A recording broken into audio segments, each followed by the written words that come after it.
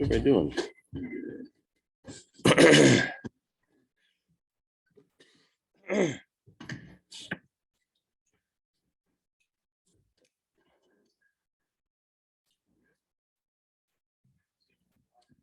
Yeah, I can go ahead and start unless he needs to give me the all clear. We're good.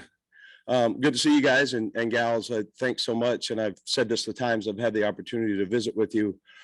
And it doesn't change. I sure appreciate the work that you do and the opportunity that we have to have a group like yourselves that cover our team and our student athletes, which is a great reflection of not only our athletic department, but the University of Arkansas and our great state. So I know it can be difficult at times, but I appreciate it because you're able to tell the story of our student athletes to a lot of folks that have tremendous following and support of our program. So thank you. So good to see you guys. Excited that I think we've had 11 or 12 practices and we're making really good progress. I like to this point where guys are moving around in a lot of different spots. We're cross training guys at a lot of different positions. We're settling in, to an extent on if we were playing on Saturday, kind of how closely we're getting to get guys in those positions ready to go play. So be happy to answer anything that I can. And if I don't have the answer, I'll throw it the other way. Yeah, I want to ask you about the DBs first. Looks like Darius was up with the ones for fastballs today. Maybe if you could talk about how many you think you'd like to play, who is shining at cornerback, and then what's up with Slusher from today. Yeah, a lot of times with any of those positions on fastball, the way that we start practice, it's not necessarily our first group that we go out there the first time the ball snapped. So I wouldn't, at this point, I wouldn't be ready to name a starting group really at either of the corner positions because there's great competition that's going on. So we're rotating guys day by day and also in and out of periods. So I think there's some value in that. I think I learned a lot about some of the cross training work and subbing guys in over my experiences, but also especially in the COVID year. We really didn't know who we were going to have available at the end of the week. I thought it was smart for us to cross train and make sure, there's a comfort level when you're on the field and the guy lined up next to you, you've been in that environment before. So there's a little bit of that going on. I think as a collective group, they've made a lot of progress from where we left off in spring, the work that they did this summer with Jamil and his staff, and then the progress they've made through the first week and a half of camp or almost 2 weeks now. I think there also has been, really good competition. And I think the group of receivers that we're going against, they've put us in an environment that's going to be really close to what we're seeing this year. We've got those guys on the other side. Coach Kenny Guyton and Coach Browse have, they've done a nice job developing that course. So I'm excited about the group. I mean, you mentioned Day, he's played really well. Malik Chavis has played, he's still a guy that can rotate and play at a number of different spots. Khari Johnson is coming on and has had a really good, solid camp up to this point. Dwight McGlothern keeps coming. I mean, his reps were limited after practice 3, I think, because of he was out a couple of days with an injury, but making his way back and is making his presence known when he's out there, is doing a nice job. Hudson Clark continues to improve his skill set. His knowledge base is tremendous, and he's become a leader for us. So there's a lot of guys, and I know I started missing, and I'm probably missing somebody there at that spot, but I like the group. Coach Bowman's done a really nice job with them. I think they all have improved what their skill set is. They've all improved their knowledge of the defense, and that's one thing. With having a chance to be here for now going on year 3, which I'm so thrilled about. The guys have been in the system now. The guys that have been here going on, another opportunity to learn the defense. And I think coaching is teaching. You've got to be a great teacher. And, it doesn't really matter what I know. If they don't know it and can't go execute it, then it doesn't matter. So I've been able to throw a lot at them. We're doing more right now than we have to any point since I've been here. and it's because they can handle it. And it's a veteran group on the back end, and I'm sure excited about the progress they've made. The answer about Slusher, he was limited today, sore hip hamstring area. I would expect he'd be back tomorrow and be ready to roll. Just the nickel spot. What did you see out of Trent today, and anybody else playing that besides? Yeah, so at that spot, again, a lot of versatility. So Trent Gordon has played well. Ja'Cory Turner came back from an injury early on from the offseason. He came back and is playing well. Jaden Johnson has got reps there and did again today. So a number of guys are going to roll in there, and with Slush being out, that allowed those guys to get those reps. And it was something that, I'd be naive to think that we would go through a season and not have an injury. So I look at it as an opportunity for the next guy to get into that role and to step up and go play.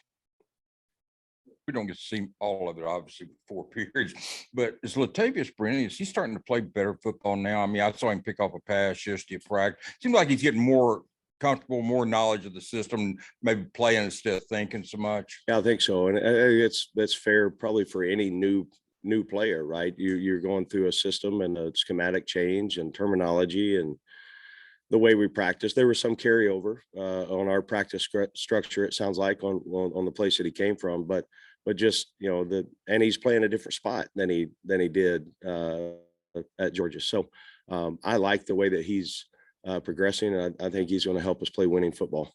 Jaden Johnson, what are some of the things he does well to bring?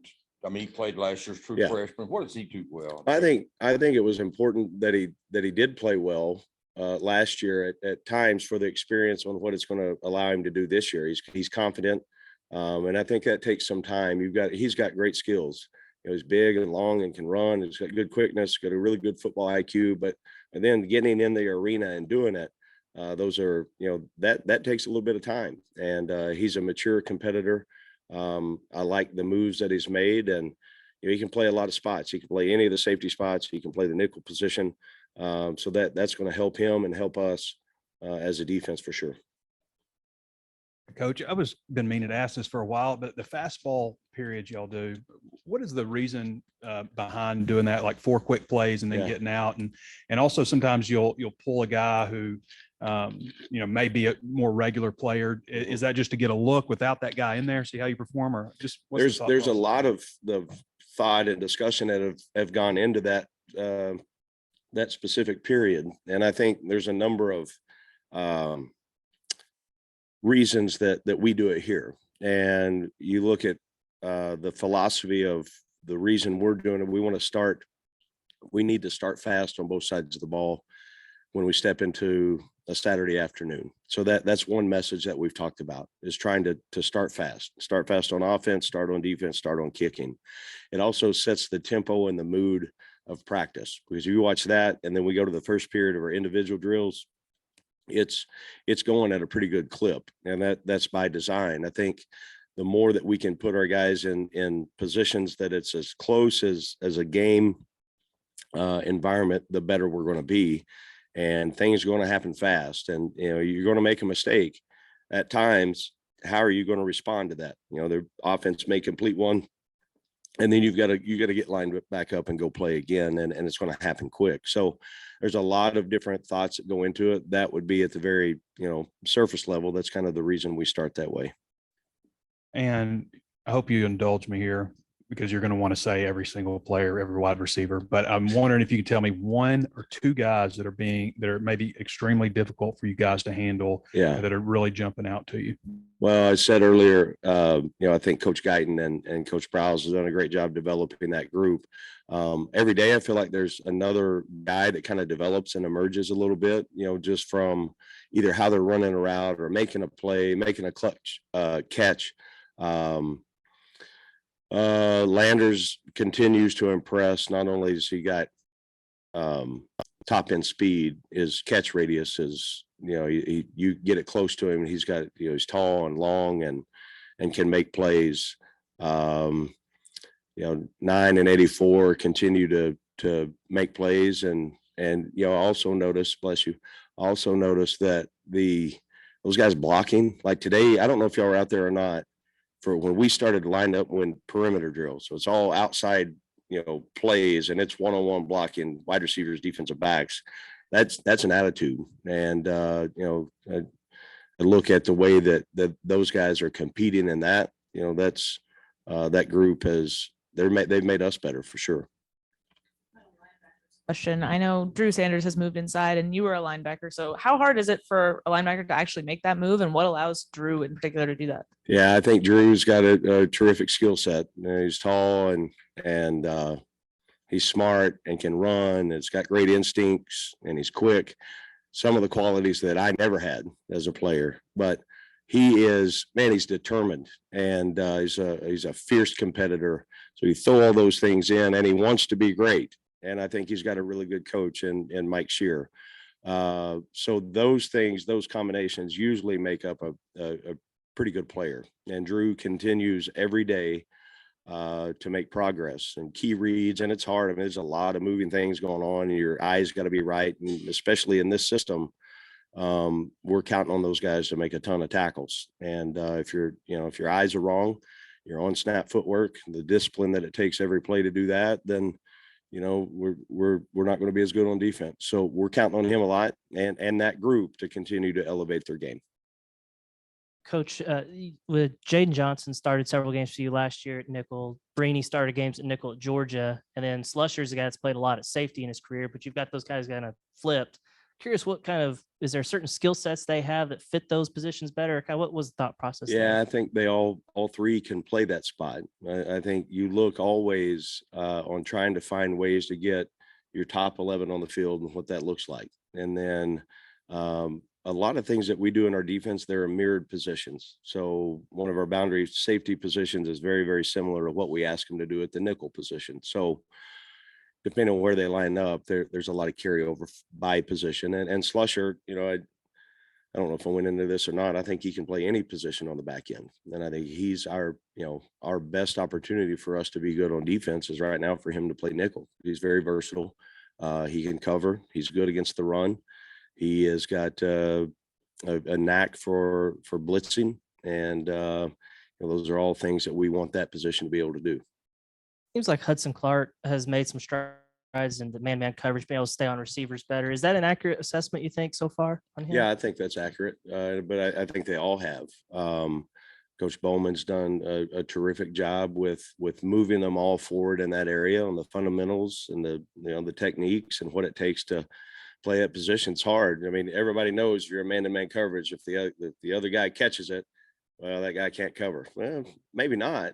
I mean, he's pretty good shape, but there's some decent quarterbacks around and receivers. So we're going to continue to battle. We've got to be able to play coverage in that way. And I'm excited about the progress that he has made, but also the group. Morning, Coach. There have been reports that you've been targeted by other schools in the off season since you've been here. Pittman has said that you've stayed for less money in some instances. I wonder, as you've weighed those decisions versus staying here, what has gone into your consideration and why have you stayed? Well, I think I've talked about this a number of times, and really my thoughts haven't changed. I love it here. I love the state of Arkansas. This university means something to me. I think it's important when you start into having an opportunity to build this. When we did with Coach Pittman, there's value in that to me personally. I think it fits me here. I think we've got tremendous athletic director support. I think we've got great leadership, and I really like working for Coach Pittman. Not only do I think he's a terrific leader, he's a great leader of men, and he's a great representative of our program. I'm always going to be very, very selective, and I don't need to go take a job just to say I'm going to take another one. I'm happy with where I'm at. I love coaching the defense. I really like our staff. It's fun to come to work every day. And I think that we're building something that is going to be sustainable for a long, long time. And I'm glad that I've got a chance to be a part of that.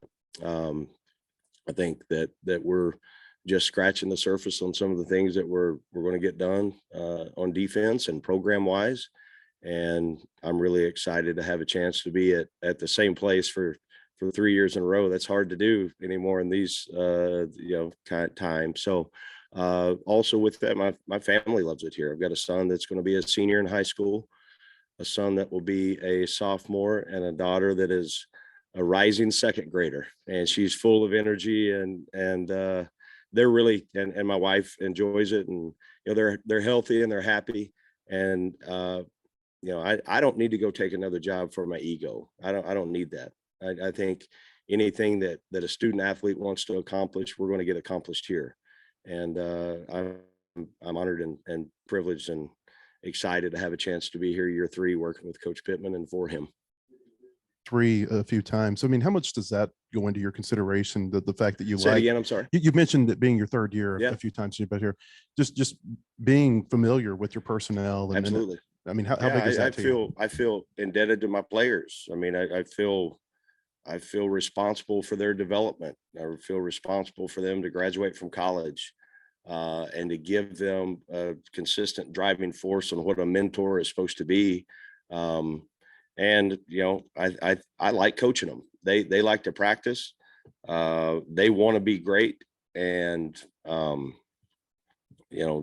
there may be a time that something happens that you can't say no to, but I'm not going out and searching for it. I really like where we are, and I like, my players. I can't wait for 215, and we get a chance to see them again. And this is, you talk about being a coach, and a teacher and an educator. It's not just about football. It's about life lessons. It's about the opportunity to make an impact on young men from the age of when you start recruiting them until they graduate, and then hopefully you turn that into the next 40 years of their life. And it can be one of the most rewarding things when done the right way. It can be one of the most rewarding things that a player or a coach has a chance to, the opportunities. I talk to our guys all the times about opportunities. We're creating opportunities every day. We're creating with football, we're creating with life, student athletes, the experience on the college level. I'm in a really good spot. And that means something to me. I feel really, really strongly about the University of Arkansas and our football program. Got a pretty good idea why you guys did this today, but saw the defensive backs with boxing gloves on during the one-on-ones. Have you guys done that much in camp, and how do guys take to it? Because I think it may have cost Hudson a pick today. Yeah, it's just an emphasis we felt like we needed to make. We've got officials at every practice, and you go back and review, the practice film. And if you're getting, you get tired, your habits, start to slip a little bit. And usually a defensive back, you're in man coverage, what's your first reaction? You're going to grab a hold, right? So it was an emphasis we wanted to make today. I didn't think there was going to be a fight. We were getting ready for it, but I think it's something that's wise to do at a point, because it snaps back your attention and your focus on really your eyes, your feet, your stance, your start, and what that's supposed to look like. So that was one thing that I've done for a long time and seen done. And I thought it was important for us to kind of break that back out. So I can't argue the calls, on the side. It doesn't do me any good. So we're just going to try to fix it ourselves. Had you guys done that much in camp this year? Not this year. No, we hadn't. We've done it previous years. Yeah, for a number of years. So, it's day 12, and we're a little tired. That's the way it is. Camp's hard. It's supposed to be. And it's awesome though. So trying to correct some mistakes and really focus on all the other stuff that I mentioned, with the techniques that it takes. About how that drill with the boxing gloves went specifically today, what you saw out there. Yeah, I thought it was good for us. I thought it, put us a little bit, made it more difficult for us, but also, and we get to teach off of that tape. And, we're going to start with stance. We're going to start with alignment. We're going to start with eye placement. And then you get into the angles that you're coming out of breaks, where your eyes, is your chin down, and all the things that go into man-to-man coverage. Take the hands out of it, and we're going to teach everything else with that. So it'll be a beneficial thing for us to be able to teach off of this afternoon and into tonight. Barry, you obviously added Deacon Dominic to the staff. What was it about those guys that made you want to hire them? And I'm sure Sam's, okay, obviously. And then how do you think it's worked out? What have they brought to the program? Well, Coach Pittman makes all the hires. And so I was fortunate to be part of both of those. And I had known Dominique when I was coaching at Memphis. He was a high school coach in the city there, and met him however many years ago that was. Was impressed with him then, have kept in touch with him over the years, and kind of watched his career grow and move forward. He's a great technician. He's got a good football mind, but put all that aside, he's a great man, and it's great for our program and our university to have somebody like that's in position of leadership. And I'm excited for him. I've known Deke a long time, just from afar. I've never worked with him, recruited against him. I knew about him because he's been in our league. But the people that I knew that had worked with him, everyone basically said the same thing, and great reviews. And both of those guys have been huge additions. They've made me a better coach. They've made our defense better. And I'm sure excited I've got a chance to work with them. Just their football knowledge, their ideas that bring that either technique or schematically that helps us become a better defense. It's good to be able to get ideas. You're always trying to grow, and if you don't, then you might as well cash it in, so you're over it. So they've moved us forward, and I'm very grateful for that. I've stole my question a little bit there, Barry, but it was more about Deke. Just, you've had a different, Sam's had a different defensive line coach each season. Do you feel like Deke has kind of solidified that position? I mean, the players come in here and they seem really high on Deke, and they feel like they're learning stuff from them. They're extra complimentary of it. Yeah, he's got a lot of experience, and he's a great teacher. And I think that he's, taking it really, you try to continue to recruit to what you're doing schematically, but also the fit to the program. Guys that come in, they take what the room is, and they've got to put their stamp on it. And he's done that for sure. And I think, there's a lot of compliments that I could give what he does. He brings maturity. He's a veteran, and he brings that to work every single day. The players know what to expect. There's a standard on how he expects them to play, and he gives them the reason why. He's a tremendous teacher, a great person. So in the spring, when we talked to you, you said you were running a lot of blitzes. You wanted to see who could blitz, what the packages look like, et cetera. And I think today you've mentioned that you found Slusher benefited from that, Sanders. Any other thoughts that you came out of spring with that you've employed in this camp on all that blitzing, and will you blitz more? Yeah, we've been able to carry a lot into fall camp because they showed that they could do it. And then, now you've got to do it again in different situations. And I think we've got a core group that really understand when we call a pressure, if there is a weakness, where it is the ball coming out quick, they get an understanding for it, and they've got an understanding for it. And they're a group that looks like they're veterans, and they've been in the system, and it's fun because we've been able to keep pouring things on them. We've got another heavy install going in tonight, and we'll go here the next few days with that, and then we'll start fine tuning on what we want to take into week one. We haven't asked you about the D tackles yet. With Carter out for a while, just what have you seen from that group, and you think Nico could add value in there too? I think Deke's done a nice job with the group. Torian, with him being out for a little while, guys have had to step up. Terry Hampton, Isaiah Nichols, Eric Gregory, Nico's done a nice job. Marcus Miller was coming and, got a little setback there with an injury, but he'll be back. Cam Ball has made great strides here in the last 2 days. I think, 4 to 5 guys there that are set to play. And then, Nico is he's the one guy on the defensive side that we didn't have here, as an early enrollee.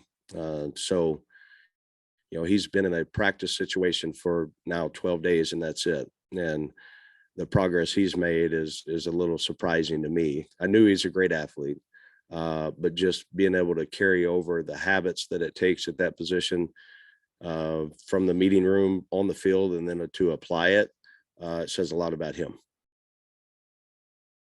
It's kind of a Malcolm Gladwell outliers question. I don't know if you read the book, but it's I'm curious with you guys are basically full in recruiting for this next class, and with the calendar moving up and up and up, I'm wondering if it's difficult for you as an evaluator not to mistake maturity with talent because you're recruiting players 25 class, 24, just so much younger. Yeah, it's going faster and faster, as you say, and I don't think it's ever going to slow down. So you've got to have things that you believe in, your core philosophy and belief on what you're looking at in the evaluation process. And if you have that checklist and you really live by it, and you don't go off of things you hear or the rankings, or you really evaluate what you need out of that position, and you look at it and you do your homework, and you try to outwork people in recruiting, it can be done. You can find guys. I've made many mistakes. I have, but also look back on the mistakes I've made in recruiting with that. And there was a reason. There's always, that I knew it, and I said, well, he's good enough in this area or not. So I think you've got to be thorough. You've got to be hungry to recruit, because if you don't, you won't survive and you won't last. I mean, especially in this league. So, the evaluation process, if you can ever see a prospect live and in person, that's the best evaluator. And then you better do as much information seeking as you can, from assistant coaches to high school head coach, to the secretary, to the biology teacher, to everybody that you can. And then it's about relationship building, and you've got to be involved with their family in every which way, because that I look at it as recruiting as, I make promises in recruiting. I promise that they're going to graduate from college. Well, you better be able to uphold that and show them how you've done that in previous years. So recruiting has changed, but the evaluation process and the relationship building, I don't really know that part has changed. It's sped up for sure, and I'm seeing it in my own house in the recruiting process, how early it happens for some positions. Different coaches have different ideas of what the coordinator should do in recruiting and stuff. But for you, 4 years at Missouri, head coaches aren't allowed to go out during the evaluation period. And then COVID hit. You're not, I guess, maybe 7 years or so for you since you've been out on the road. How did it Yeah, go it was for you? the spring recruiting. As a head coach, you could go out every time except spring recruiting. So, I got that time on the road, so I was familiar with that. But the spring recruiting part, the evaluation, the summer camps, I mean, it was the 2020 year obviously is different for everybody, but I felt like, and I've learned a lot from Coach Pittman being here, and I've learned recruiting department structure on some of those things. But it's really, in a lot of ways, I've grown, and I'm a heck of a lot better coach right now than I've ever been before. And I say a coach, I'm saying a teacher, a recruiter, all the things that go into that. You learn from your experiences, and that you're gonna have setbacks, and you learn from those, and you continue to move forward. And in recruiting, I think we've got a pretty specific way that we do things here as a program, and I think it works. And I'm excited to have a chance to recruit to the University of Arkansas, because I believe in what we're about. I believe in what we've got going. It's pretty exciting. I guess you guys are gonna have your last major scrimmage on Saturday. How big is, what are your thoughts going into that? And then how big will that be maybe towards solidifying some of these competitive positions on the depth chart? Isn't it amazing? We're, Saturday morning, we'll wake up 14 days away. So with that, and as a defensive staff, we'll have a long discussion tonight as a staff on kind of what we want Saturday to look like. And I'm sure Coach Pittman's, given it a lot of thought up to this point. We'll talk more in detail tonight about that, and then we'll break off defensive staff wise and kind of see number of plays that we want each guy to get. You want to establish as close as you can your top 11, and then you want to establish who's the top 22. And really, you look at it at this point, if we were playing Saturday, who can help us in what positions play winning football, and who's ready to go do that. And then, it's always about creating the guy behind them that there's competition, but also getting them game ready. There's a difference between performing well in a scrimmage and then performing well on September 3rd in front of 78,000 people. So a lot of discussions have got to take place between now and the end of Saturday. We won't base everything on just Saturday's performance of that scrimmage. It's a body of work from when we started to through today. And then, there's guys like earlier was mentioned, Nico. You look at what he's done in the last, 4 to 5 days, think about where his progress is and where he's going to be in the next 14 days. And the development of players is so hugely important to us having success on defense. So Saturday will be exciting. It'll be exciting to add that to the other 14 or 15 days. And then we'll start making some decisions from there. A lot of your transfers are coming in from other Power Fives, OU, Alabama, LSU, et cetera. But, Hampton comes from Arkansas State. No offense to them in the Sun Belt, but the guys that have come in here said, wow, this guy's an SEC caliber player. What have you seen from him? Has he surprised you at all? And I guess his strength is something. There's great players everywhere. And, look at Ridgeway last year was at Illinois State, playing for the Cowboys now. And there's really good players everywhere. Terry has done a terrific job. He understands the scheme. He is strong. He's got great leverage and he understands how to use it and play. He's got great get off so he's a huge addition for us inside and really excited about, I think he can become a lot better than he is today. Has been very vocal during practices. Has he always been that way? Has he always been a, outgoing guy? Since I met Sim, first got here was a walk-on and has earned a scholarship over time. He plays with a chip on his shoulder. He is going to be, if I can talk him into it, he is going to be an unbelievable coach when football's over for him. He's got a great understanding of the game. He's a terrific leader. He's got the passion and the competitive spirit of the way you're supposed to play the game. And I trust him. And you look at him and Catalan, the way that they talk on the field and communicate, have reached an elite level on what that's supposed to look like. And the great thing about Blair is he brings it every single day. You know exactly what you're going to get. I know at 2:15 when I see him, I know exactly what I'm going to get. He's the same dude every day. And he brings such terrific value to our program. Thank you guys. Great to see you.